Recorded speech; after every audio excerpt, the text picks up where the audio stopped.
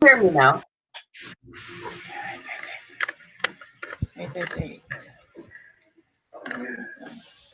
Ako ang walang bukas ng audio. Yan. Okay na? Okay na? Can you hear me now? Yes, yes, yes. Yes. Okay. Okay. Hello, everyone. Again, for today, we have Mayor Sara Duterte as our guest, and our theme is Power in the City. Bakit wala silang sound? We can hear you. Okay, now I think they can already hear us. Pero you can hear me, Mayor Yes, Sara, yes. right? I'm okay with your sound. All right, so for our first question, all right, Mayor Sara, when you were elected as Vice Mayor of Davao City in 2007, you said in your speech directed at civil servants that you abhor stupidity and mediocre work. Since when did you develop this drive for excellence? Oo, that was when I was elected as vice mayor because we all know and we all see what we don't want to see in government. Ang lagi na complaint ng mga tao is number one, tamad ang mga nasa gobyerno, hindi sila efficient, hindi sila effective. So of course, even ako as a citizen, yan din ang ayaw ko na makita sa government. So of course, we should campaign always to government employees and other public officials to be efficient and effective public servants.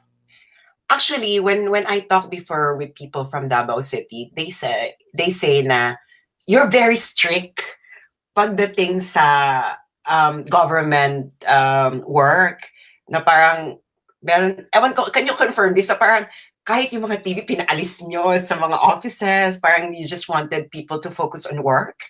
Is that Yes, oo. Ganun kasi dapat not even in government, even in private offices and establishments, you see it, no, the drive to provide excellent service. Yun kasi dapat ang goal ng public officials and government employees. Hindi yung parang yung tao pa yung mag-adjust sa kanila. Dapat yung government yung mag-adjust sa kung ano yung hinahanap ng mga tao sa kanila.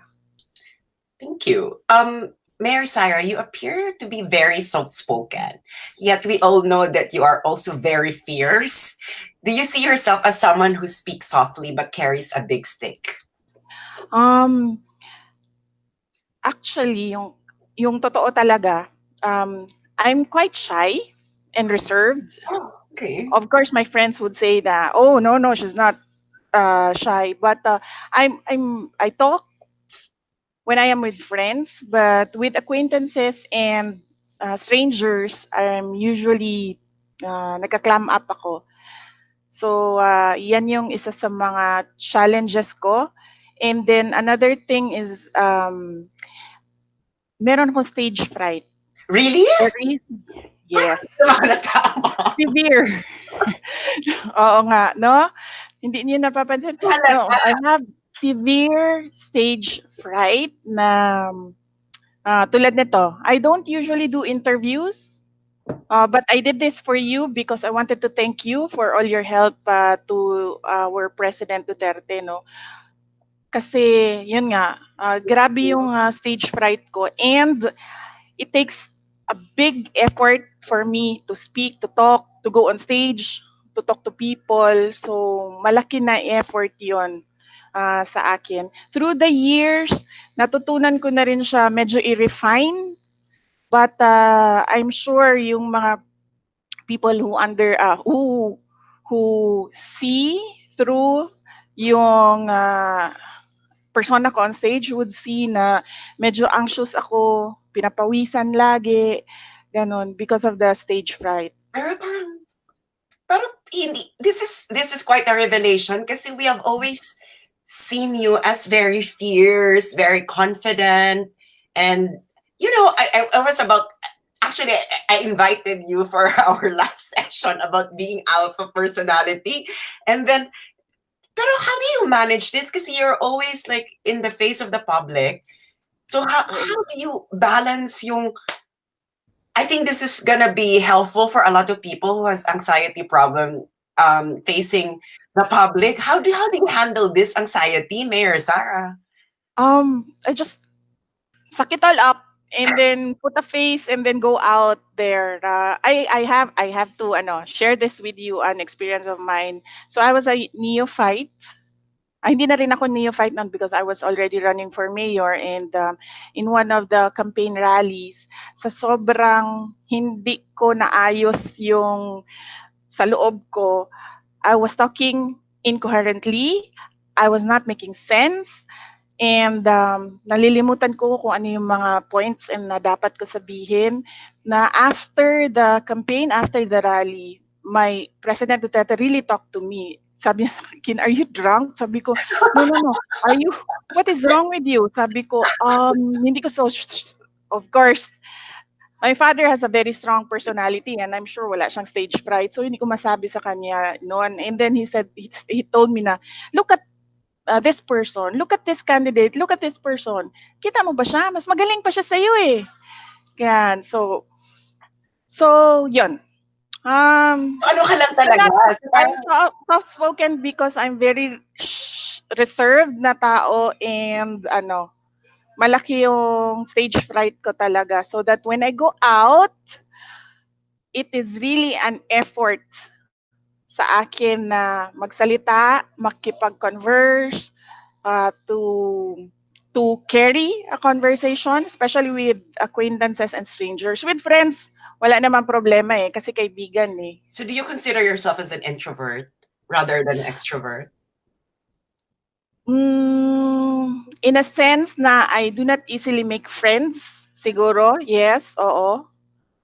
Kasi My circle of friends are very very small dahil yun nga medyo hirap ako makipagkaibigan, mag-reach out. It's really a challenge, especially na because of my work as a politician. yeah. So it's a everyday challenge for me. Na ganun yung personality ko, and yet the demands of my work is quite the opposite. Pero yun na nga, pero as a mayor, right? Kasi iba yung, as Sara Duterte, na you do have stage fright and then you balance this like this. Pero as a mayor, parang you're expected to like interact with people a lot. I think more than any politicians, right? Na kasi you are in the city, yan yung parang the highest government official na accessible sa mga citizens. So how do you manage that? That you interact with people every day? And parang parang naisip ko na parang napakahirap for you. Mahirap talaga. How do you manage And it? yes, kung makikita niyo yung the way I am in 2007 and the way I am ngayon, 2020, malaki na rin yung nagawa ko to improve that part of me, na mag-adjust ako. Kailangan ko mag-adjust para sa trabaho ko. Okay. I want to know about your decision-making process. Kasi, it's the decision-making is at the heart of the work of every politician, right? Especially those who are in an administrative position like a mayor. So can you walk us through your decision-making process? What factors or aspects do you consider before you make a decision? Okay, number one, I usually go back to the law, check what the law is all about. As a lawyer, Number right? As a lawyer. what the law is on a specific issue or challenge or problem, and then I check studies, mga best practices, benchmarking, and previous studies on that matter, and then I ask around, especially those who are experts on the topic. I ask them what they think, anong opinion nila, anong sa tingin nila, and based on their expertise, anong dapat gawin, and then I make a decision. So does it take a while before you make a decision? Or it depends on what kind of decision? It really depends on what the issue is. Yes. Okay. So do you have like a general idea na if an issue is like this, then I don't need to take so much time about this issue, but if an issue is something like something else, then you need to take a while before you make a decision. So, Usually when it is about local governance okay. and the law, mabilis na ako. I only just parang seek out the opinion of the city legal officer. Siya na lang ang tinatanong ko. But when it is something outside of local governance or the law, I usually consult many other department heads or heads of offices or even consultants. Do you consider yourself as a decisive person? Ah, yes. Oo. Okay.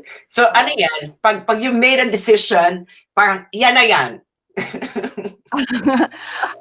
Well, yes. Well, ang decisions ko naman are, hindi ko naman pinipilit kung ano yung gusto ko. Yung decisions ko usually are based on, yun na nga sinabi ko, mga consultations, looking at other studies, what is the law about it. So, pag yun na ang napag-usapan na gagawin, of course, by sheer grit and determination, pinipilit ko talaga na yan yung susundin. Do you consider the opinion of devil's advocates? Or gusto mo lang yung mga pare-pareho yung opinion? When you Oh, when you oo. consult people. Of course, when you consult a lot of people in decision making, meron talaga iba't ibang opinion. So nakasali na 'yon. And usually I do that so that merong iba't ibang look or iba't ibang perspective na nakukuha with regard to that issue or that thing that needs decision making. So do you have like a designated devil's advocate? Yung mga tipo, ay, Oh, anuhin mo nga ito. Anuhin mo nga itong decision na to. Kontrahin mo nga, tingnan mo. Or, well, meron kaming mga ganyan na mga heads of offices. Yes, oo, na kapag medyo alanganin, the city administrator would say na you run this by this person kasi um, baka isang side lang yung nakikita natin and he might see another side to this. so you entertain like opposition to your ideas or maybe initial decisions. Yes, opo. Oo. Okay, so do you actually incorporate what their suggestions? Minsan, Depends. yes, oo. Pero what's your kasi di ba every politicians follow certain political ideologies and that actually informs their decision making, right? Some are Mm. some are more conservative, some are more liberal, some are more social democrat. Do you have a specific ideology, political ideology that you follow, or do you consider each ideology and try to find some balance? Wala with me. Wala akong ganyan. I only go back to the local government code Okay. because yan naman kasi talaga yung trabaho ko at chief executive of a local government unit. So we always start with the local government code and move on to other decision making process. Yeah. Pero meron ka bang mga value commitments at least when you make a decision na parang, okay, these certain values should always be factored in any decision that I make? Yes, oo. And it's still based on the general welfare clause. It's still based on the law and it's the general welfare clause and basically the Bill of Rights na ka-enshrine sa ating constitution. So usually it's still based on kung ano yung batas. So ano ka, more focus ka sa general welfare ng Yes, mga tao. opo. So how do you determine general welfare? The welfare of the majority. Kasi lagi naman kasi talaga yan na ang isang decision is not for everyone. So meron talagang maaapektuhan or meron talagang hindi in favor of the decision. So we always go back to the general welfare clause and that is the welfare of the majority. Pero kayo sinabi niyo na nga 'di ba na, you always have to consider the majority. Siyempre may minority. So papaano 'yan na when you make a decision that you know that some people wouldn't like it or wouldn't be able or would not benefit from the decision, how do you handle that, you know, that situation? How did you feel? Those are the things na hard decisions na kasali na sa trabaho ng isang local chief executive, particularly ng mayor. So, I do not know with others kung how they deal with it. Pero sa akin, sinasali ko na lang talaga yan na sa trabaho ko, there are really hard decisions to make and not everybody will be happy with your decisions as a local chief executive, especially that um, madaming magagaling na mga individuals out there. Now, talking about hard decisions, every politician or every leader has what we call turning point or pivotal moment in their political careers. What do you think is your defining moment as a mayor? Yes, ang defining moment ko is not a positive experience for me, no? Because every day I still cringe when I remember that event, and then hanggang ngayon nandiyan pa rin yung embarrassment and nafi-feel ko yung hiya doon sa humiliation that na nangyari sa akin, sa sheriff, sa judge, and sa Davao City at that time. So yung the incident with the sheriff noong July 1, 2011. So yun yung Yun defining yung moment mo as a politician. Why do you consider yes. it as your defining moment? Because doon ko natutunan yung never lose your self sa mga bagay na kailangan mong gawin. Kasi sa incident na yon, ang natalo is ako, yung judge, yung sheriff, yung Davao City, because it was played out publicly, and parang feeling ko napahiya lahat, ganyan. So, dapat doon ko na realize na in my work, you should be always in control of your emotions. Na hindi mo siya dapat ilapat doon sa trabaho na kailangan mong gawin. Napaka-ano nito ha, this is quite revelatory kasi parang for a lot of people, that is something that they like about you, yung narapak ka ng sheriff. But for you, you consider it like a learning Yes, experience. oo. You feel ashamed about it. You still cringe about it. Pero, pero, how did it make you, kasi a lot of politicians, when I ask this question, they always say about a decision that they have made. Na parang it led to some dramatic turn of events, etc. But for you, it's your interaction with that sheriff during the time. Diba demolition yung Oo. incident? Yeah. Pero what was on your mind? Can you walk us through what was on your mind when that happened? Actually, hindi ko na siya maalala.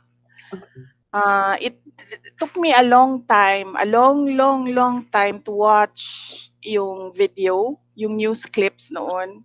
Okay. And I think dahil nga siguro sa galit ko, nag-blackout ako.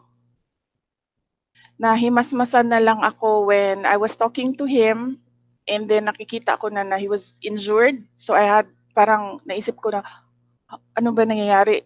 Bakit nagkaganito kami? Parang ganyan. So I had to tell my staff to take him to the hospital kasi he was injured. So yun. That taught me na, and then after that, kasama ko yung mama ko.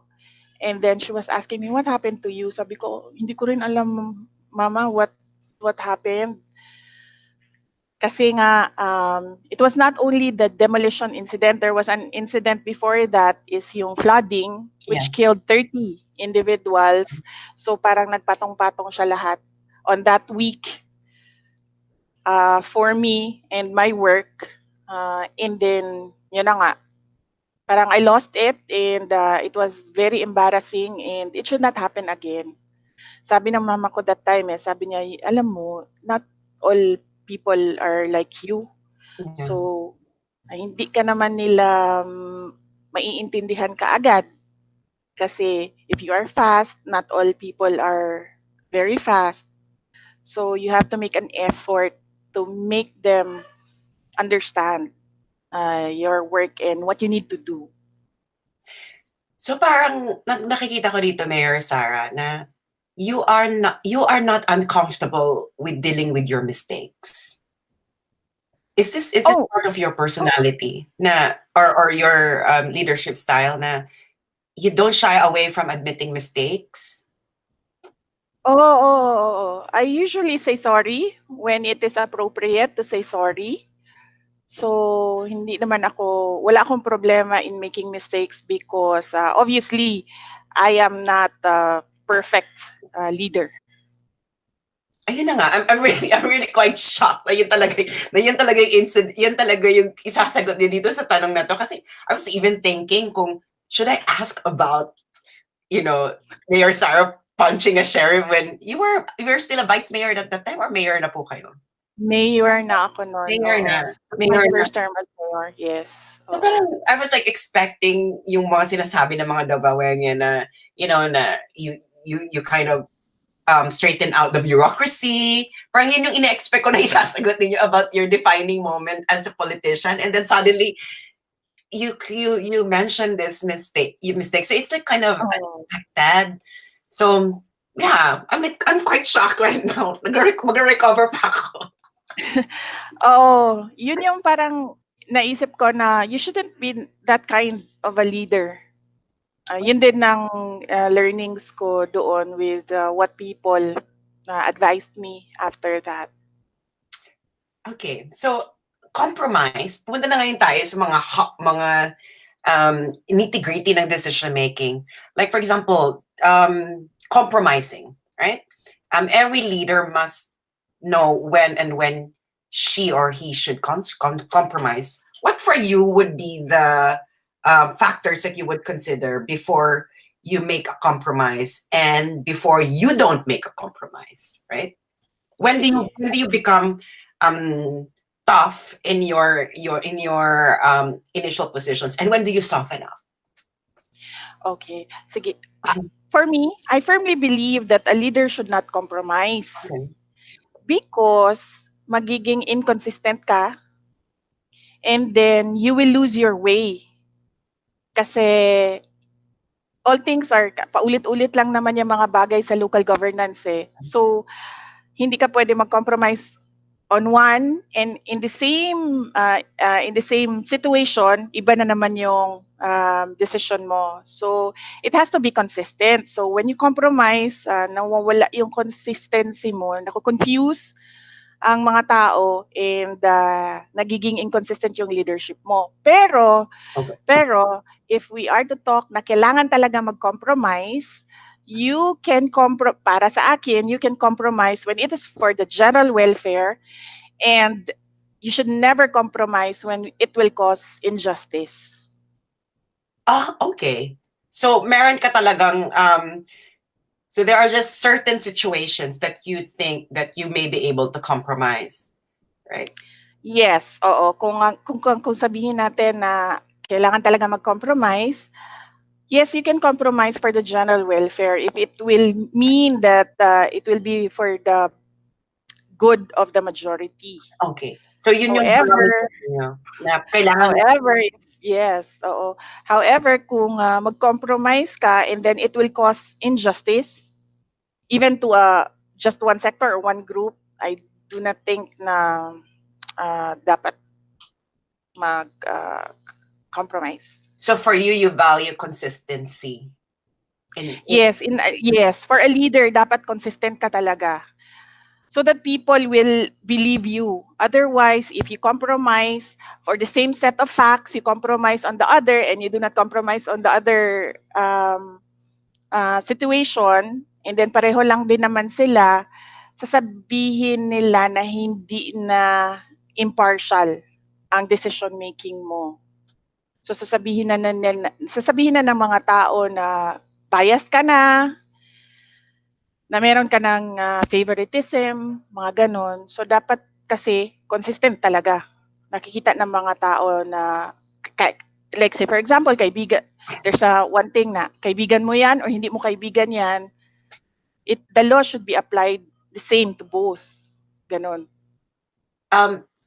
Because mayor kasi kayo ngayon, so I'm thinking na since your father is the president, and I think how that his job as a president, and I think you're already exposed to what he's doing. So what do you think is the difference between your being a mayor and being a president? Kasi your father tried to compare the two before. Nasabi niya na parang president is simply like a mayor of an entire country. Or do you see any difference between the two based on your experience as the presidential daughter na na-expose sa trabaho na ng daddy niyo? Is it harder to compromise when you are a president than being a mayor? Kasi nga 'di ba mas maliit yung constituency ninyo, or do you think it's easier? Easier to be president? Definitely hindi. Siguro. No. Definitely not. Kaya nga 'di ba ayaw niyo patakbuhin yung tatay niyo, no? Definitely not. Oo, hindi madali maging president. Kung sa trabaho naman, it's the same. It's an executive. So, you handle different offices. Mas malaki nga lang yung magnitude ng president because you handle offices, commissions, agencies, and dami instrumentalities of government, and they're all under you, particularly yung nasa executive department, no? And then you have to deal with the two other branches of government, the legislative and the justice, no? So, mas malaki yung magnitude ng trabaho ng president. And it needs lakas ng loob talaga.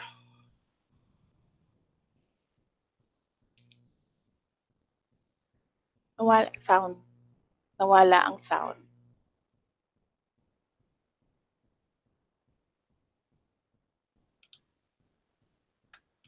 Nakamute ako. Wait. What's going on with my sound?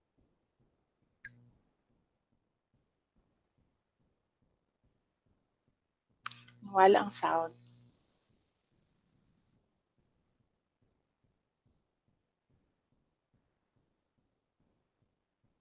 Walang sound. Sorry.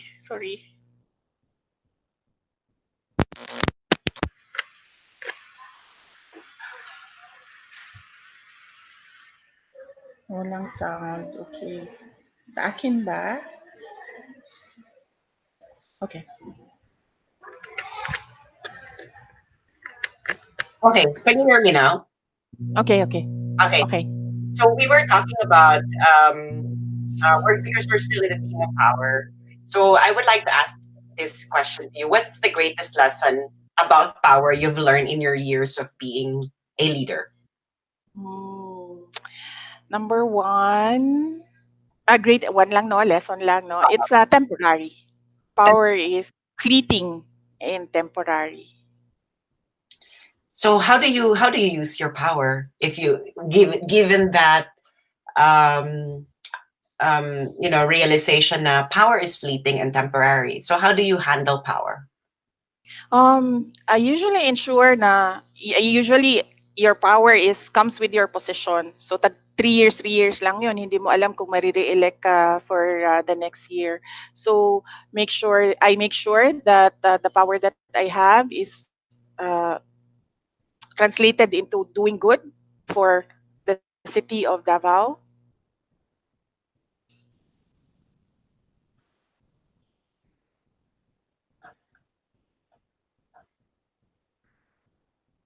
Can you repeat the last few words you said, Mayor Sara? I think Okay. like that. Oo. Because, as I said, power is fleeting. It's very temporary. You only have it if you are mayor. So I ensure that the power that I have as a mayor is translated into doing good for Davao City in terms of peace and development.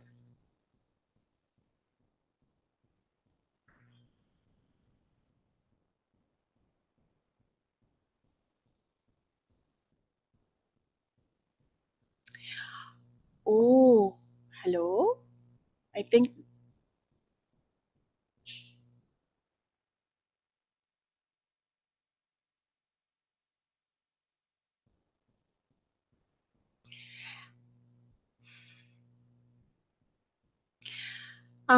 nawala ka. Hello?